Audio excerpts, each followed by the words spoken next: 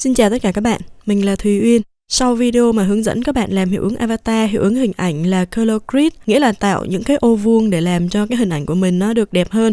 Thì hôm nay mình sẽ chia sẻ cho các bạn một thủ thuật khác để làm một cái hiệu ứng avatar khác. Và với cái hiệu ứng này thì các bạn sử dụng brush là chủ yếu.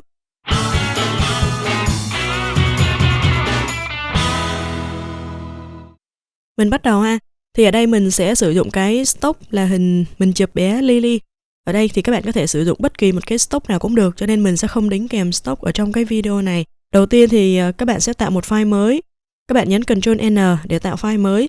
Thì thông thường avatar của Facebook sẽ là hình vuông. Thì ở đây mình cũng chọn hình vuông luôn. Còn các bạn chọn kích thước nào tùy ý các bạn. Mình sẽ chọn một file là 1000 nhân với 1000 pixel ha. Ok.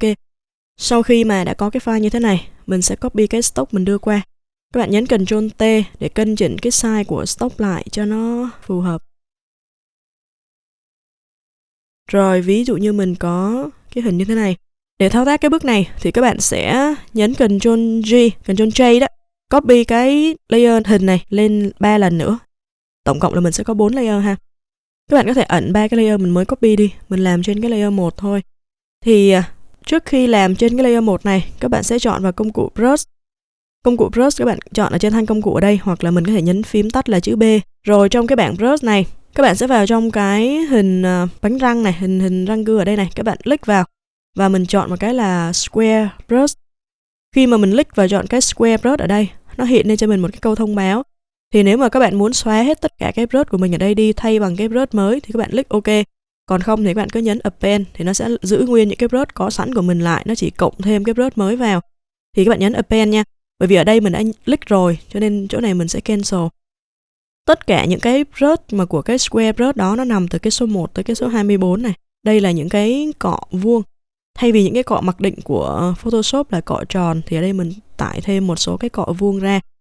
Thì các bạn có thể chọn một cái size cọ bất kỳ. Mình chọn 24 luôn cho nó lớn.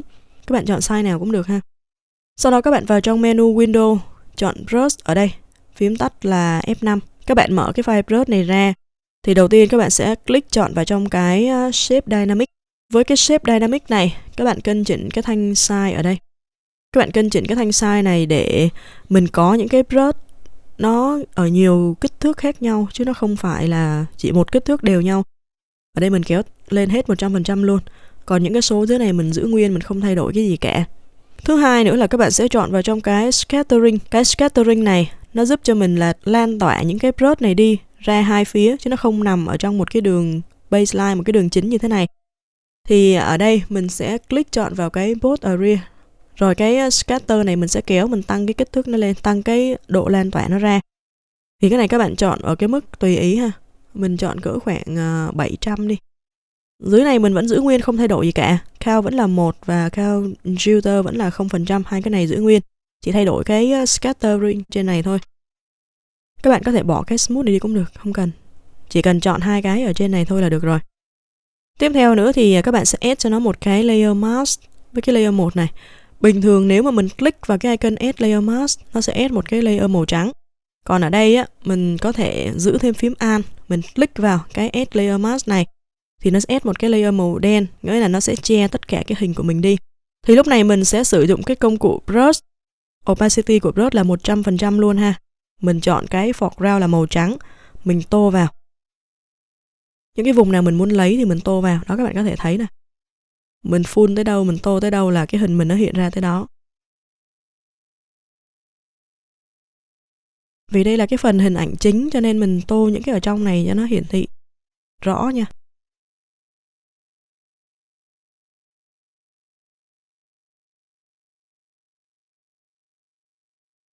Ví dụ như vậy. Tiếp theo thì các bạn chọn là cái layer 1 copy này. Các bạn mở cái con mắt để hiện nó lên. Rồi mình cũng giữ phím Alt, mình add vào cho nó một cái clipping mask, mình che nó đi như vậy. Thì mình cũng xài công cụ brush luôn, nhưng mà lúc này mình sẽ giảm opacity của brush xuống khoảng 70% chẳng hạn. Ví dụ như vậy. Mình cũng tiếp tục tô màu trắng lên những cái viền ở bên ngoài này để cho nó có một cái lớp mờ hơn chút xíu. Ví dụ như vậy ha. Rồi các bạn click vào trong cái layer 1 copy 2 này, cũng mở nó lên, cũng giữ phím Alt, click vào add layer mask cho nó. Lúc này có thể giảm opacity xuống nữa, các bạn có thể giảm xuống khoảng 35 đi. Mình cũng tô cho nó một cái ở viền bên ngoài luôn, mờ hơn. Rồi, các bạn click vào cái layer cuối cùng này, mở lên. Cũng giữ phím Alt, add cho nó một cái layer mask. Với công cụ brush này, mình sẽ giảm opacity xuống cỡ khoảng 10%.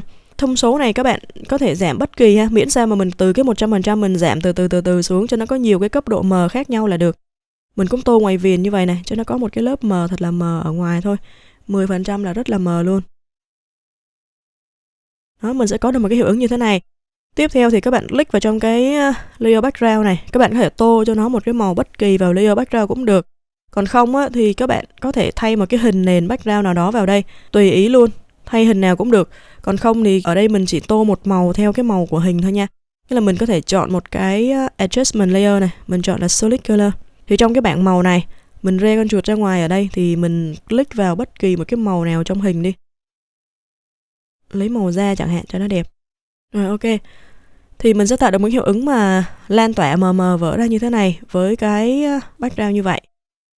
Cái này nó cũng gần giống như cái hiệu ứng tan biến ha, nhưng mà mình chỉ sử dụng bằng brush hình vuông thôi, mình không sử dụng bất kỳ một cái action hoặc là một cái hiệu ứng nào khác cả. Mình hy vọng rằng với video này sẽ có ích cho công việc của các bạn nhiều hơn và các bạn có thể tạo được rất là nhiều hình ảnh đẹp để chia sẻ cùng bạn bè. Nếu các bạn thích những video của mình, vui lòng giúp mình chia sẻ đến bạn bè của các bạn nhé. Và đừng quên subscribe kênh YouTube của mình tại youtube.com/thùyuyên.info/design hoặc truy cập vào uyên.vn để coi thêm nhiều nội dung phong phú và đa dạng khác. Xin chào và hẹn gặp lại.